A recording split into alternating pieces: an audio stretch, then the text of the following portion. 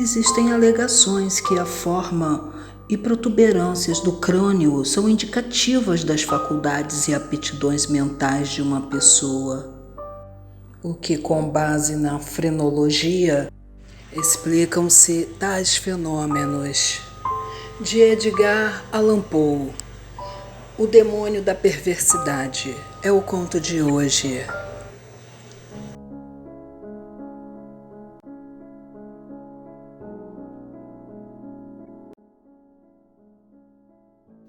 Ao examinar as faculdades e impulsos das razões primordiais da alma humana, os adeptos da frenologia, uma pseudociência que alega que a forma e protuberâncias do crânio são indicativas das faculdades e aptidões mentais de uma pessoa, deixaram de mencionar uma tendência que, embora claramente existente, como um sentimento radical, primitivo e redutivo, tem sido desprezada por todos os moralistas que os precederam.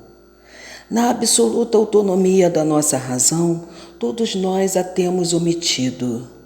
A sua existência foi ignorada, unicamente por falta de crença, de fé, seja na revelação, seja na conspiração. Jamais nos veio tal a ideia simplesmente por causa do seu caráter fútil. Não se sentia a necessidade de verificar esse impulso, essa tendência. Não concebíamos tal necessidade.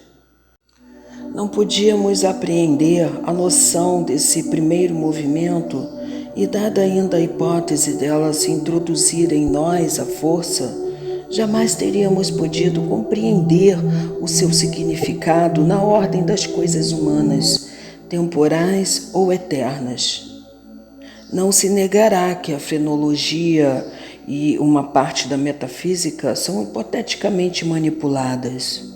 O homem da metafísica ou da lógica, muito mais que o homem da inteligência e da observação, pretende compreender os desígnios de Deus e estabelecer os planos. Tendo assim aprofundado com plena satisfação as intenções de Jeová, ele estabeleceu, baseado nessas falsas intenções, os seus muitos e caprichos sistemas. Em matéria de frenologia, por exemplo, estabelecemos primeiro e naturalmente que fazia parte dos desígnios da divindade que o homem comesse. Depois, atribuímos ao homem um órgão de alimentividade, e esse órgão é o instrumento com que Deus obriga o homem a comer. Em seguida, tendo decidido que era vontade de Deus que o homem continuasse a sua espécie, descobrimos logo um órgão de amatividade e ainda os órgãos da combatividade, da idealidade, da causalidade, da construtividade. Resumindo, todo e qualquer órgão que representasse uma tendência, um sentimento moral ou uma faculdade da inteligência pura. E essa organização dos princípios da atividade humana, os sporzheimistas, com ou sem razão, em parte ou na totalidade, não tem feito mais do que seguir as pegadas dos seus antecessores, deduzindo e estabelecendo cada coisa segundo o destino pré-concebido do homem com base nas intenções do nosso Criador. Teria sido mais sensato e seguro basear a nossa classificação, já que precisamos classificar nos atos que o homem pratica tanto habitualmente quanto acidentalmente. Se não compreendemos Deus nas suas obras visíveis, como compreenderíamos nos seus pensamentos inconcebíveis, que chamam essas obras à vida? Se não podemos concebê-los nas suas criaturas objetivas, como o conceberemos nos seus modos incondicionais e nas suas fases da criação? A indução teria conduzido a frenologia a admitir como princípio primitivo e inato da ação humana algo de paradoxal, e que chamaremos perversidade, a falta de termo mais adequado. Nesse sentido, na realidade, uma causa sem motivo, um motivo não motivado. Sob a sua influência, agimos sem um fim perceptivo. Ou se isto parece uma contradição de termos, podemos alterar a proposição e dizer que, sob a influência, agimos pela simples razão de que não deveríamos agir. Em teoria, não pode haver razão mais sem razão, mas, de fato, não há outra mais forte. Para certos espíritos, em determinadas condições, ela torna-se irresistível. A minha vida não é mais real que esta proposição. A certeza do pecado ou do erro contido em qualquer ato é muitas vezes a força única, invencível que nos estimula. Essa tendência dominadora para praticar o mal por amor ao mal, nenhuma análise, nenhuma resolução admitirá, com base em elementos posteriores. É um movimento fundamental, primitivo, elementar. Podemos dizer que se persistirmos em certos atos por sentirmos que não deveríamos persistir neles, a nossa conduta é apenas uma modificação daquela que deriva ordinariamente da combatividade frenológica. Mas um simples olhar bastará para descobrir a falsidade de tal ideia. A combatividade frenológica existe pela necessidade da defesa pessoal. É nossa proteção contra lesões. Seu princípio diz respeito ao nosso bem-estar e, assim, o desejo de estar bem é estimulado simultaneamente com o seu desenvolvimento.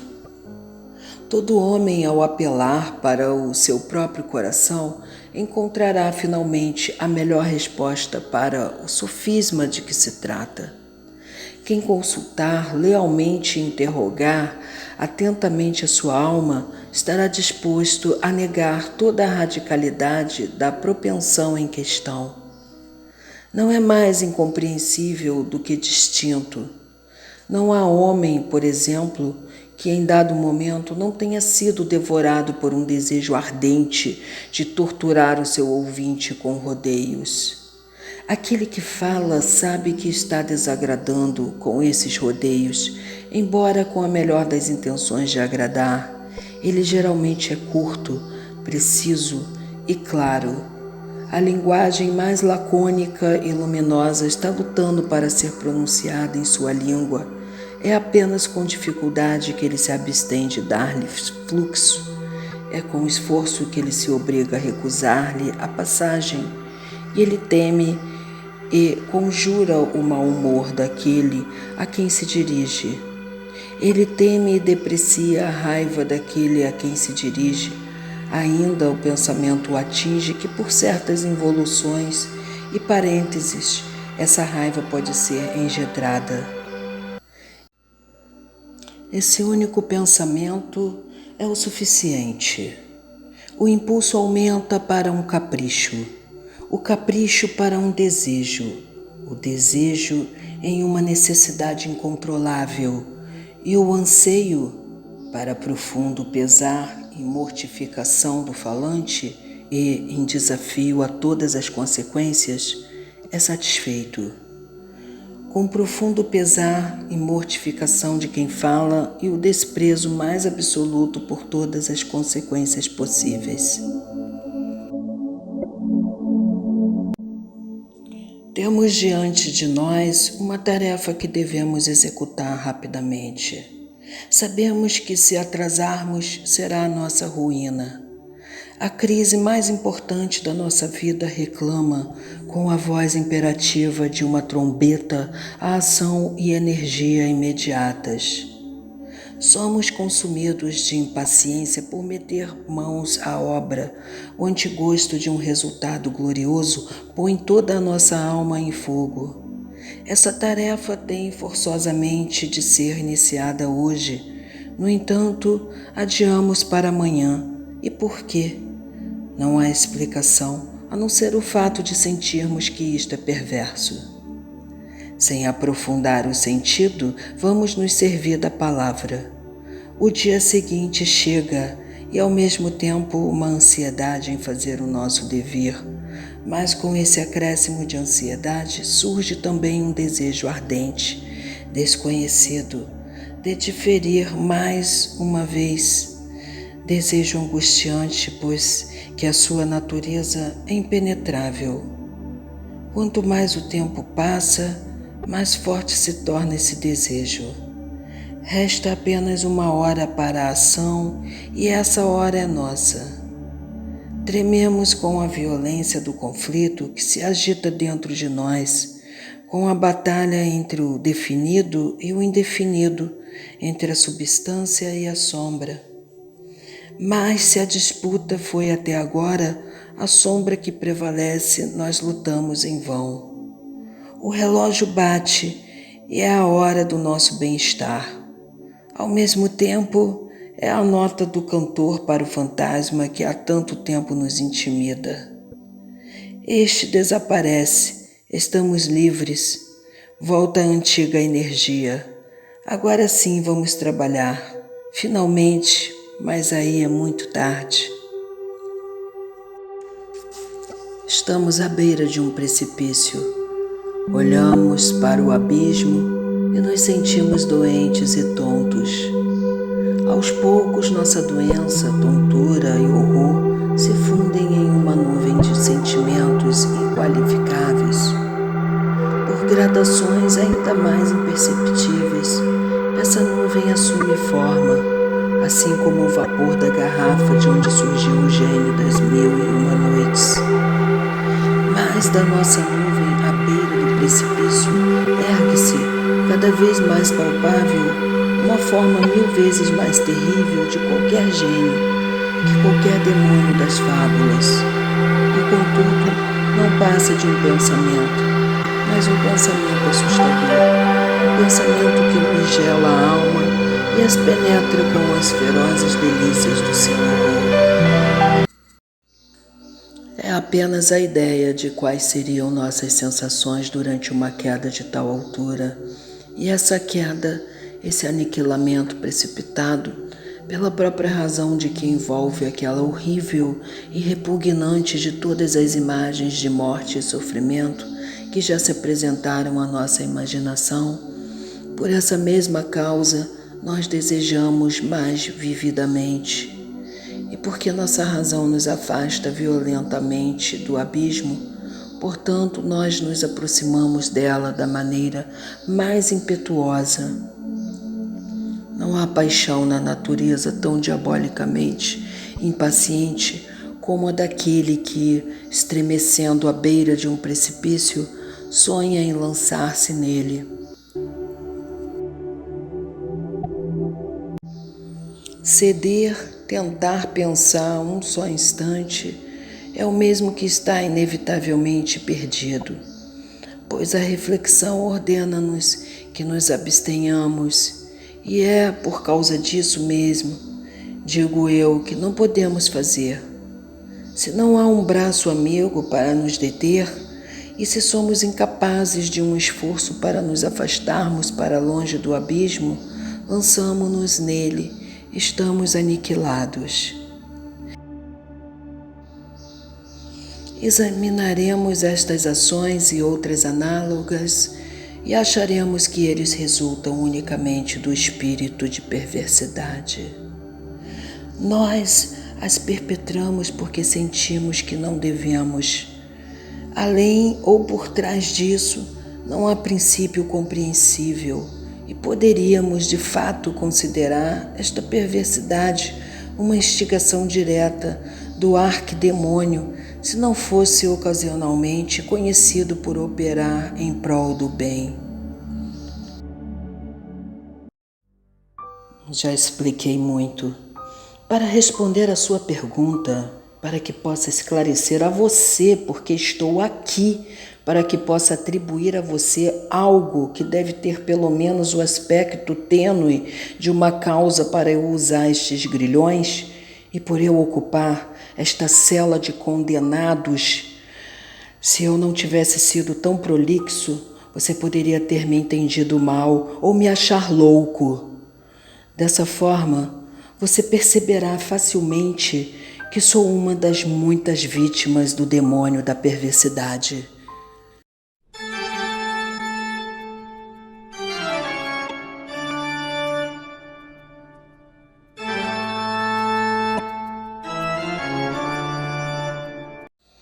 É impossível que uma ação tenha alguma vez sido maquinada com mais perfeita deliberação. Durante semanas, durante meses, meditei sobre os meios de praticar um assassinato.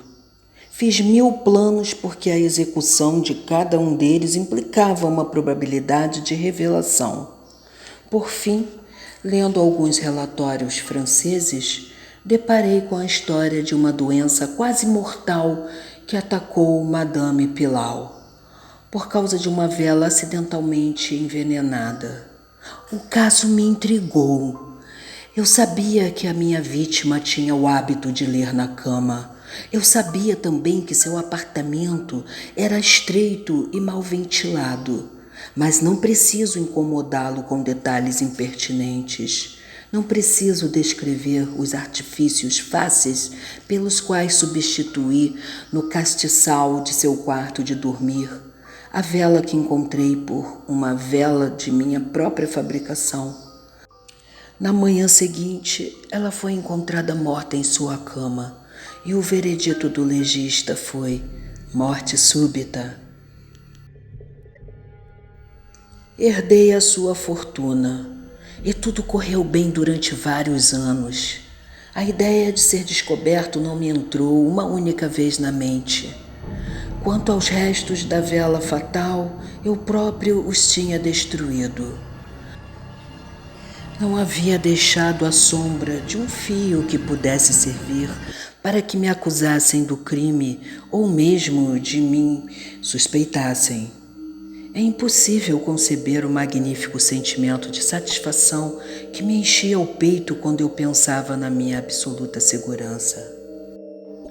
Durante um longo período de tempo, acostumei-me à deleitação com esse sentimento.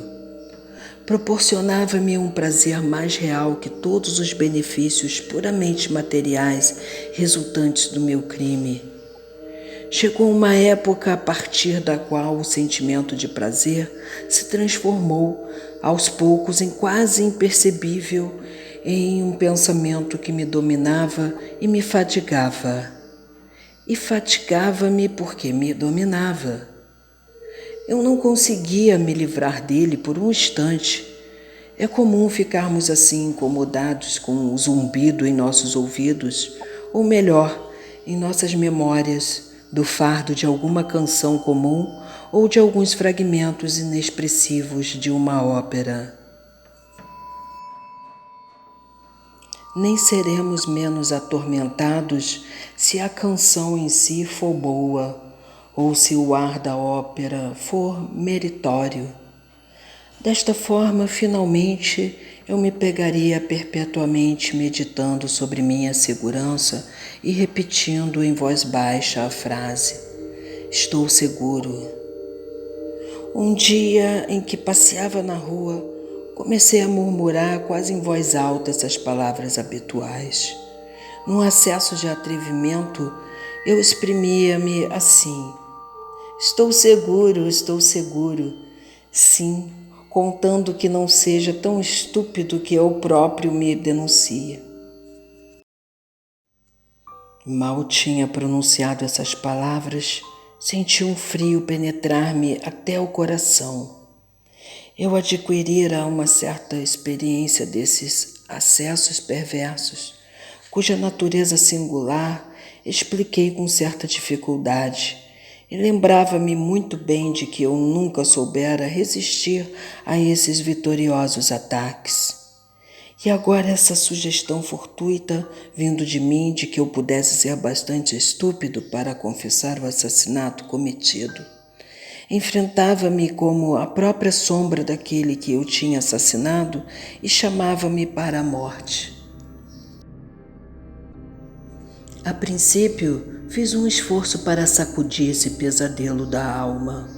Comecei a caminhar mais depressa, sempre mais depressa. Por fim, desatei a correr. Sentia um desejo embriagador de gritar com todas as forças. Cada onda de pensamento que se seguiu me dominou com um novo terror, pois, ai de mim, muito bem entendi que pensar na minha situação era me perder. Eu acelerei meu passo. Saltei como um louco pelas ruas movimentadas. Por fim, a população se assustou e me perseguiu. Senti então a consumação do meu destino. Eu poderia ter arrancado minha língua, eu teria feito isso, mas uma voz áspera ressoou em meus ouvidos. Um aperto mais forte agarrou-me pelo ombro. Eu me virei e engasguei. Por um momento experimentei todas as dores da asfixia. Fiquei cego, surdo e tonto, e então algum demônio invisível, pensei, bateu-me com sua larga palma nas costas. Um segredo há muito aprisionado explodiu em minha alma. Dizem que falei com uma expressão distinta, mas com acentuada ênfase e pressa, como se temesse uma interrupção antes de concluir as breves, mais fecundas frases que remeteram ao carrasco e ao inferno. Tendo relatado tudo o que era necessário para a mais plena condenação judicial, caí prostrado em um desmaio. Mas por que devo dizer mais? Hoje eu uso essas correntes e estou aqui. Amanhã estarei sem grilhões. Mas onde?